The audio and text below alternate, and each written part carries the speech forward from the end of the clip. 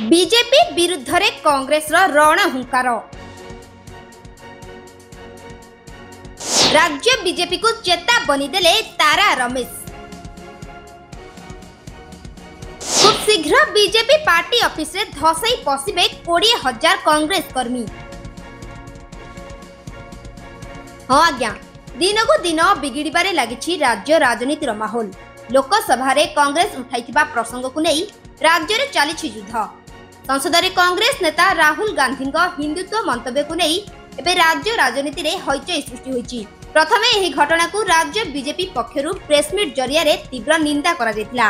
किंतु यार किछि समय पर ही कांग्रेस भवन सम्मुख रे उभय बीजेपी एवं कांग्रेस कर्मी मुहामुही होइतिले। खाली मुहामुही नुहे, उभय दलर कर्मी माने परस्पर को पथर एवं गोबर माड़ करथिले।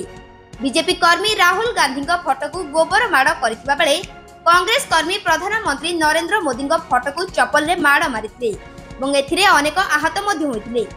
जापरे मामला थाना को पहुंचीथिला, किंतु पुलिस बीजेपी कर्मी को घोड़ाउथिबा कही कांग्रेस रो हेवीवेट नेता थाना रे अभियोग करछंती।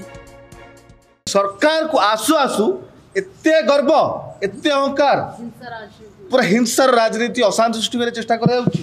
ताको हम दृढ़ भाव निंदा करूचु। काली एफआईआर देइचु, पुलिस को जणै कि हमें 3 दिन समय नैथिलु।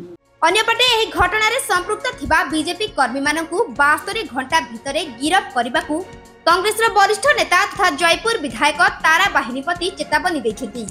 पुलिस जदि एमानकु गिरफ न करे कांग्रेस रो 20,000 कर्मी सह से बीजेपी पार्टी ऑफिस रे धसई पसिले बोली खोला खोली वार्निंग दैछथि एवं आगको आंदोलन खूब जोरदार हेबो बोली से चेतावनी दैछथि एवं तांको सहयोग करछथि गंजाम टाइगर तथा सानो खेमुंडी विधायक रमेश जेना।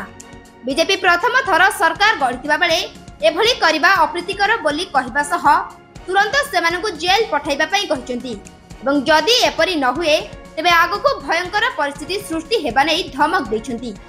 बिजु जनता दल जेमति अहंकार रे फाटी जाउतुला, बीजेपी ठीक सेही बोली भाबरे एबे सरकार को आसु अहंकार रे फाटी जाउछ। तांको राज्य सभा सभापति मनमोहन सामल कहले जे हमर निर्देश थिला कांग्रेस भवन रे आमे तीव्र आमे गंडगोल करबा तांकर मनोभाव थिला।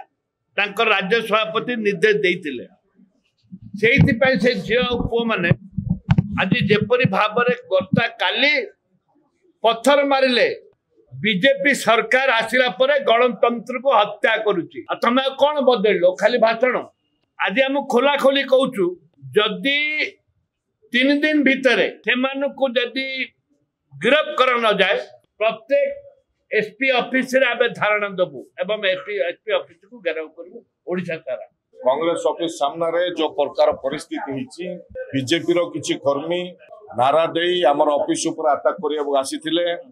ताकू से प्रतिवाद रे हमर छात्र कांग्रेस युवा कांग्रेस वाला मध्य ताकू काउंटर देइचंती जे आमे राज्य रे देश स्वाधीन हला परे प्रथम थर पई बीजेपी सरकार हिची। आमे राज्यवासी बुझिबा दरकार जानिबा दरकार जे माने प्रथम थर पई स्वाधीन हला पर जो सरकार को आछंती आसु आसु आपण मान देखिथिबे खाली कांग्रेस ऑफिस सामना रे दादागिरी नै विभिन्न जगह रे बीजेपी कर्मी माने साधारण लोक को मारपीट करुचंती, विभिन्न दल को अटैक करुचंती मारपीट करके।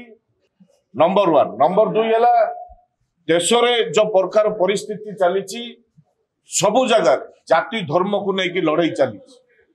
ए परिप्रेक्षी रे हम कांग्रेस पार्टी तरफ को एफआईआर दिया जायछि थाना रे 72 घंटा समय दिया जायछि। तुरंत ताकू सेमान को अरेस्ट करी जेल भरवा पई हम दल तरफ आम दाबी करू।